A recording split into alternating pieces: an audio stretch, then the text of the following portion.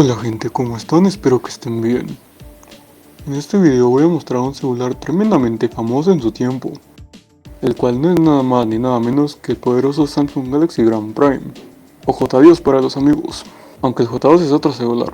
Pero bueno, dejando de lado eso y sin más que decir, empecemos.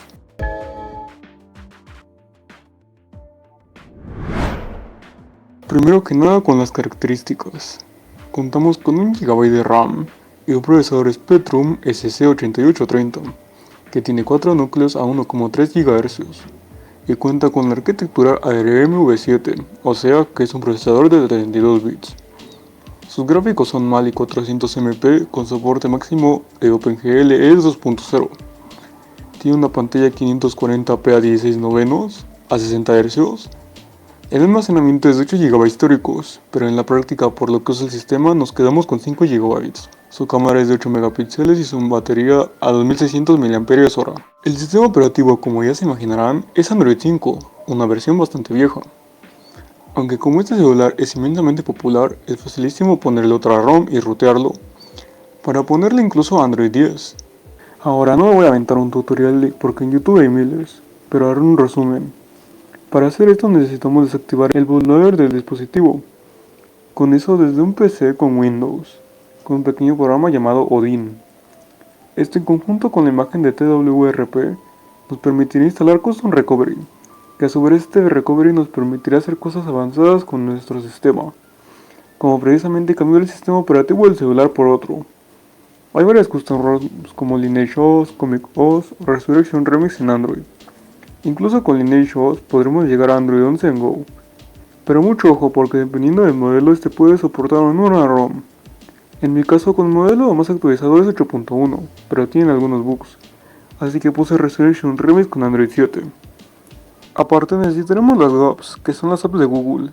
Esas instalan de la misma forma de como si fuera una custom ROM.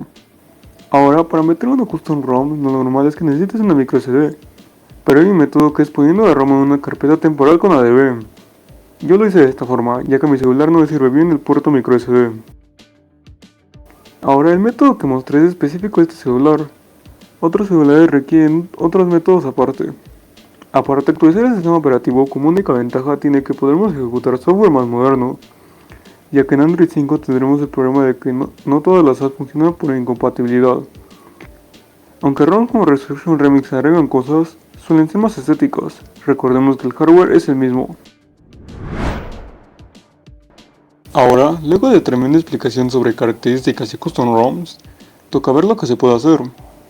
Esto lo haré con el sistema de fábrica para no hacer trampa, aunque los resultados no deberían cambiar mucho ya que como dije anteriormente, con un sistema actualizado lo único que cambia en principio es que más apps son compatibles.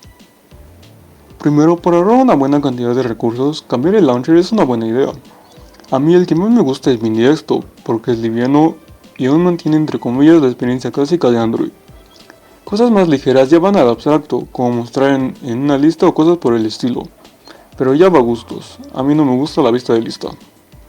Pero ahora sí empezando, para cosas básicas como revisar redes sociales y navegar por internet, tenemos una pequeñísima limitante, y es que como dije, el celular tiene solo 5 GB usables y claro, podremos usar una tarjeta microSD, pero sería gastar dinero extra, y aquí evitamos eso. Aunque si puedes es una buena opción dependiendo de tus necesidades. Aquí por ejemplo una SD card de 64 GB, que es el máximo, está a unos 6 o 7 dólares. Pero bueno, volviendo al guión, sabemos que ciertas redes sociales se pasan un poco con su peso, y muchas no están optimizadas para funcionar con poca RAM. En mi caso, en este celular yo uso el navegador Midori, donde veo sin problemas videos de YouTube y reviso varias redes sociales. También es la opción de usar las versiones Lite por si lo prefieres, como en el caso de Facebook Lite, que es más rápido que la versión del navegador. Entonces en este aspecto el celular cumple perfectamente siempre y cuando usemos las versiones Lite o Web, para ahorrar tanto recursos del celular como almacenamiento. En el caso de los juegos, creo que sí es muy recomendable usar una SD card, ya que con lo que trae el celular, recortando los posibles documentos, fotos y demás cosas personales, nos cabrían aproximadamente unos 2 o 3 juegos que pesen entre 1 y 2 GB. Tampoco nos podemos ir muy arriba ya que el procesador no ayuda y la RAM menos. Juegos básicos corren perfectamente. Lo mejor que podríamos llegar a jugar son cosas como Asphalt 8, Free Fire o Gangstar Vegas, que son juegos relativamente viejos, pero para entretenerse supongo que están bien. Hablando de otro sector de juegos, el celular también puede ser una consola retro. Lo mejor que se puede llegar a emular son juegos básicos de PSP y Dreamcast, configurándolos lo suficiente.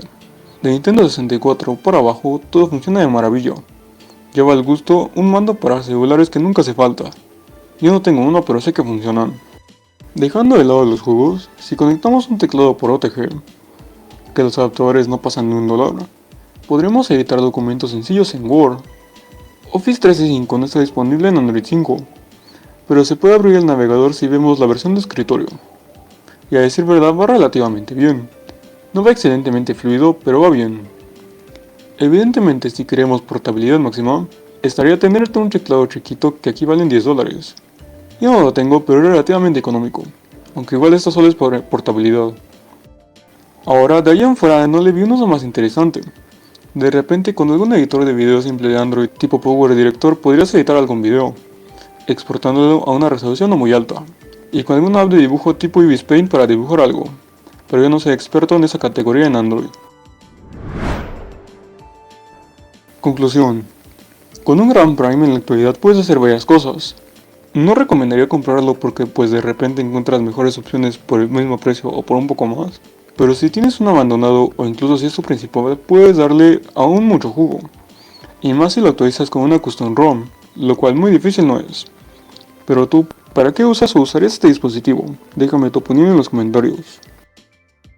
Bueno gente, eso fue todo. No olviden dar like ni suscribirse si no lo han hecho. Tampoco de comentar si quieren que hable de un tema distinto, de unirse a mi grupo de Telegram, ni de seguirme en mi página de Facebook.